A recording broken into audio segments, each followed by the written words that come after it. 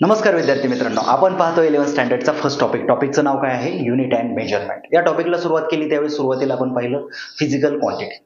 या फिजिकल क्वांटिटीचे दोन क्लासिफिकेशन केले, फंडामेंटल क्वांटिटी आणि डिराइव्ह क्वांटिटी. त्यानंतर आपण पुढचा जो पॉईंट पाहिला सप्लिमेंटरी युनिट. अशा प्रकारे आपण काय केली होती, टॉपिकची सुरुवात केली होती. आजचा जो टॉपिक आहे convention for SI unit. Okay, आता आपण काय करणार आहे, काही नियम सांगणार आहे या टॉपिकमध्ये. ते कशासाठी असणार आहे, तर ते नियम एसआय युनिट लिहित असताना त्याला कसे लिहायचे, एसआय युनिट लिहित असताना त्याला लिहिण्याचे काही नियम आहेत. ते नियम आपण काय करणार आहे, आज बघणार आहे. त्यातला पहिला नियम आहे, कुठल्याही फिजिकल क्वांटिटीचं युनिट ज्यावेळेस लिहित असतो, कोणतं युनिट, एसआय युनिट लिहित असेल तर त्यावेळेस कशाचा उपयोग करावा, सिम्बॉलचा उपयोग करावा. जसं की आपण काय करतो, 5 मीटर लिहित असेल तर आपण काय लिहिणार, फक्त 5 हा सिम्बॉल वापरणार. किंवा रुपीज लिहित असताना आर हा सिम्बॉल वापरणार, किंवा डॉलर लिहित असताना तो सिम्बॉल वापरणार.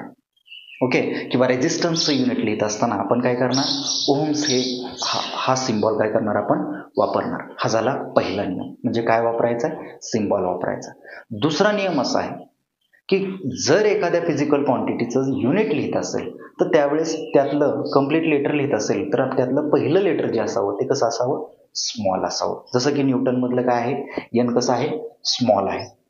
ओके, किंवा जूल मधला पहिला जे जो आहे तो काय आहे, स्मॉल आहे. पण ज्यावेळेस आपण सायंटिस्टचं नाव लिहितो त्यावेळेस मात्र तो काय असावा, कॅपिटल असावा. म्हणजे जर आपण 5 न्यूटन लिहिलं स्मॉल लेटरमध्ये तर ते झालं युनिट. पण 5 नाही लिहिलं आणि फक्त आपण न्यूटन लिहिलं तर तो काय झाला, ते झालं सायंटिस्टचं नेम. हा झाला दुसरा नियम.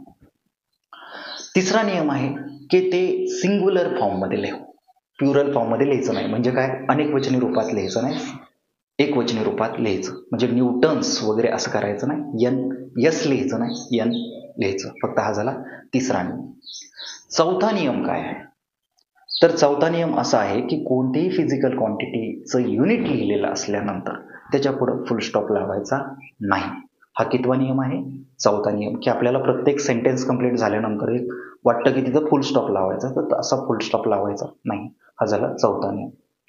पाचवा नियम काय, तर सिंगल रेशोमध्ये न्यूमरेटर आणि डिनोमिनेटर. बरीच युनिट असतात की न्यूमरेटर आणि डिनोमिनेटरच्या फॉर्ममध्ये असतात. फॉर एक्झाम्पल ऍक्सलरेशनचं युनिट काय आहे, मीटर पर सेकंडचा स्क्वेअर. आता हे लिहित असताना आपण काय करणार आहे, तर सिंगल रेशोमध्ये लिहिणार आहे, मीटर आणि पर सेकंडचा स्क्वेअर. असं नाही लिहिणार आपण मीटर पर सेकंड. किंवा आपण काय लिहू शकतो, मीटर पर एस वरती येणार आणि -2 होणार. अशा प्रकारे आपण लिहायचा. हा झाला आपला पाचवा नियम. सहावा नियम जो असा आहे आपला की कोणत्याही फिजिकल क्वांटिटीचं जे युनिट असतं ते सिम्बॉलच्या फॉर्ममध्ये जर मल्टिपल असेल तर, जसं असं आहे, हे आपल्याला काय करायचं आहे, तर सिंगल सिम्बॉलच्या फॉर्ममध्ये लिहायचं आहे. हा झाला आपला सहावा नियम. सातवा नियम, बऱ्याच वेळा आपण काय करतो, मिली सेकंद किंवा नॅनोमीटर अशी युनिट लिहित असतो. तर त्यावेळेस आपल्याला काय करायचं आहे, पॉवरचा उपयोग करायचा असतो. 10⁻⁴ म्हणजे नॅनोमीटर मध्ये लिहित असताना आपण काय करणार, 10⁻⁻9 लिहिणार. जसं मायक्रोमीटर मध्ये लिहित असताना 10⁻⁻6 याचा उपयोग करणार. त्यानंतर आठवा नियम जो असा आहे की ज्याच्यामध्ये आपण काय करणार आहे, तर एखाद्या वेळेस काय असतं, मल्टिप्लिकेशन असतं दोन फिजिकल क्वांटिटीच्या युनिटचं.